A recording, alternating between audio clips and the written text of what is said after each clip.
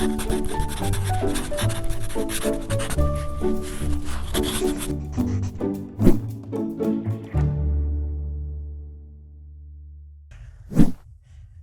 I'm Sarah Fry. Welcome to PaTTANpod.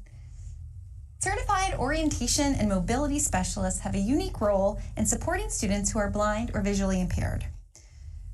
COMS, Certified Orientation and Mobility Specialists, address orientation and travel needs of students not only in the school setting, but at home and in the community too. In alignment with Pennsylvania's dedication to attracting, preparing, and retaining practitioners in education, particularly in special education, joining us today on PaTTANpod are certified orientation and mobility specialists across Pennsylvania to share about their role. Welcome to the PaTTANpod. I've got my new friends here, Jessica, Melissa, and Autumn. Thank you so much for joining us. To get us started, could you tell us a little bit about your journey to become a COMS? What inspired you to take on this role? I'll go first. Are we good there? Okay. I think it first started for me was when I was working with a student who was deafblind. So it was interesting to go out with the COMS who was there and see his, the mobility part and know that I could be outside, I'm not behind a desk with a classroom. So. Mine was similar. I started out as a TSVI, a teacher of students with visual impairments, and I was able to observe the COMS and see what they were doing with the students, and then I actually had to reinforce those skills with the students, and I wanted to go and explore that a little bit more because, just like Melissa said, I did not want to sit behind a desk. Yeah, I hear that, moving around, mobility is part of your job. Jessica, what about you? So I got started during my classes at Kutztown. We had an O&M class where we got to go under blindfold and go all over town essentially. And as soon as I took that class, that's what I wanted to do as soon as I was done with Kutztown. And so I went right to Pitt and got my O&M certification while being a TVI as well. All right, so you've talked about, you knew that that's what you wanted to do and that you didn't want to sit behind a desk. Yeah. So what is it like in a day of the life of a COMS? What's your job like? Being duly certified as a TSVI and a COMS is a little bit different. So as a TSVI, you may go out and see students multiple times throughout the week. You may see the same student 4 times in a week, whereas a COMS, you may see that student one time for 45 minutes each week. So you can structure your schedule a little bit different. You may be in one district for a full day and then another district for another full day, whereas a TSVI may be in multiple districts each day. So your driving and your schedules will look a little bit different with your students. Yeah, I mean, for me, with doing dual certification as well, I ended up being in multiple counties sometimes every day I might see my kids for both services. So sometimes I would see my kids 4 times a week, but it would be for either Braille instruction or cane instruction. So it was a lot of traveling, to say the least, and a lot of walking over the course of time too. So it's a lot, especially with how big the counties are in Pennsylvania. Yes. And how spread out some of those districts are. But you do get to go out and go shopping. Yes. Which sometimes you get to have your students help you with your grocery shopping, which is nice. Yeah, but it's a lot of traveling and moving, which is so it keeps it interesting. Yeah. Each day is different. They're not all the same. They're not all structured the same. So it doesn't really become monotonous. Yeah, and you get to see different parts of the state and your service areas. I'm wondering, though, to kind of build on, because several of you mentioned being dual certified, if you might kind of contrast those roles a little bit for us more. I had an opportunity to speak to others earlier today about teaching, the TVI aspect, but I'd love to hear from your perspective how they differ, TVI versus COMS. I think with the TVI versus the COMS, you definitely get to see, I feel like, more independence with your student. You're seeing a student that maybe could never travel before to all of a sudden, not all of a sudden, but they're able to walk by themselves, and them having that ownership to know that like they can do it.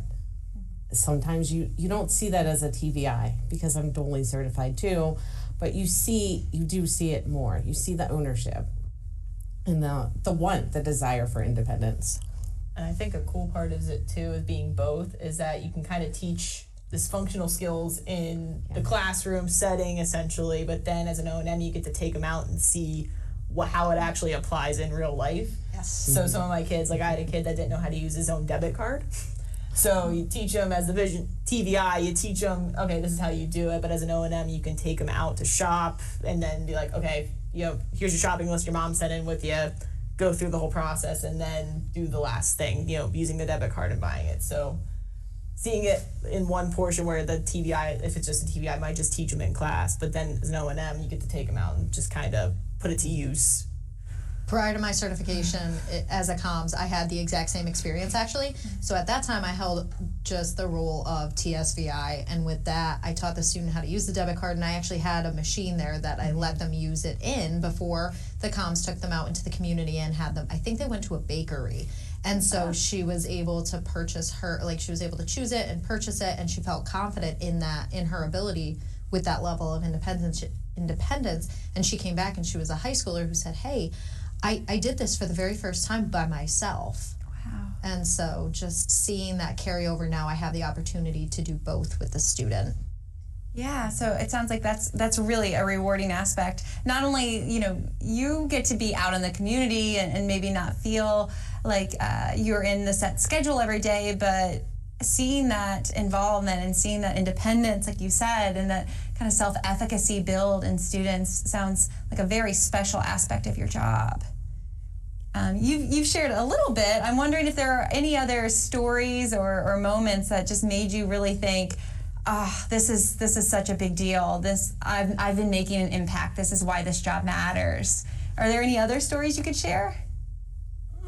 I guess I did my internship with the Cleveland VA, and it's a lot of it's older, veterans coming in that lost vision over time. But the one was he wanted to go from the VA hospital to get a po' boy at the mall, the one mall, and that was his goal for the entire time he was there because he grew up and that's all he wanted. So just seeing him, help him learn how to take the subway from around the VA to get into the mall, find where he needed to go, and then come back was it was pretty clutch, I'm not gonna lie. But there was only one mishap, and that was on him, not me, I always say, but he actually had to figure out because he lost his bag on the subway and had to go through that whole process of finding it, going to the next station where they were able to actually get it for him.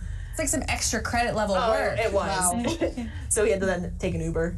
We had to go over that process, and it was a whole, but it's something, it was cool to see, just not only the kid aspect, but at the older adult aspect too, of they used to be able to do it on their own, but then now with the vision loss they had to figure out a different way to do it instead. But so that's one of my stories. Sorry. Can't think of anything right now, so go ahead. I have a similar story. So my internship was out in Colorado Springs, Colorado, and so I worked with ages 18 through, I think my oldest client might have been in his 60s. And so this one woman, she traveled between Colorado Springs and Texas for various medical appointments. And she shared with me during my first week there, and with my intern supervisor, it's really hard for her to go to the airport by herself. She never goes by herself. And she was a very independent person before her vision loss, and she was frustrated by it, and there were quite a few tears on many of our lessons. And so I took it upon myself to contact the people at the airport and to set up a training and to get my name known at that airport so that I could go and have a training with her. And then there ended up being a woman who recently graduated from high school, and she was going on vacation, and she showed interest in this training at the airport as well. And so watching both of their levels of independence as we were going through all of this, I had tears because, they took back that level of independence and they were like, wow, I can travel on my own. I don't need someone to do this with me now that I know what to do. And so I contacted the people at the airport, and I created that bridge for that department. And when I left, that bridge was still there. So that department was really impressed with the fact that I went above and beyond during my internship to be able to showcase, hey, I really enjoy this field, but also here's this resource, please use it after I leave. And so I was able to actually speak to that when I was at the international conference over the summer too. And there were many comms who sat in the same room as me and said, I didn't know these tools or these resources existed. How did you figure this out? And I just looked into it. Half of my internship was spent researching it. And by week, I think 7 out of 10, I was able to complete that training with them. So the opportunities for us are pretty incredible. Yeah, and the opportunity to get involved with other, like you said, you're out in the community, building partnerships in the community that will serve those students long after they might be in the K-12 setting, right?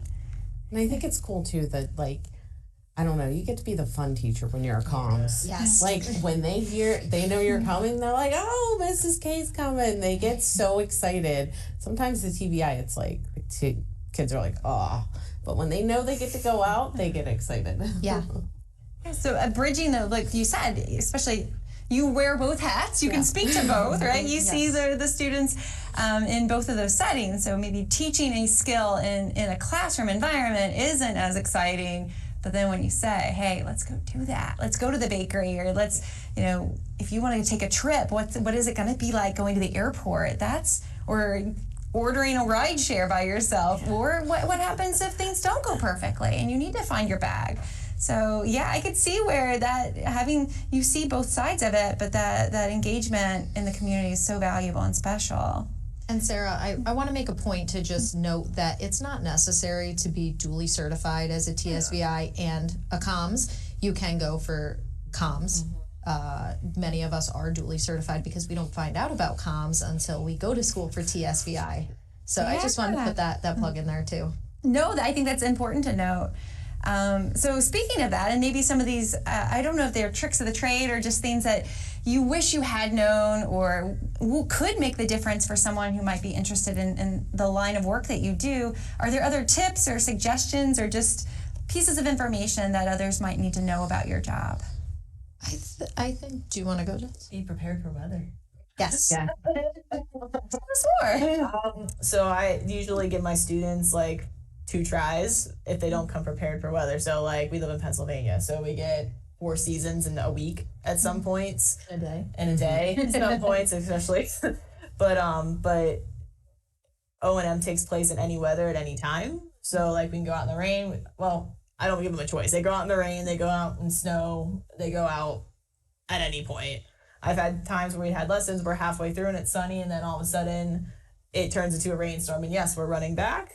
And sometimes my students remember to bring a coat because they looked at the weather, and some other ones show back up to school soaking wet. It's all part of being, like, teaching them how to be prepared as adults too. Even like when they're younger, if you're not prepared, that's on you kind of deal. But I do give, like, my little ones, they get like 3 strikes.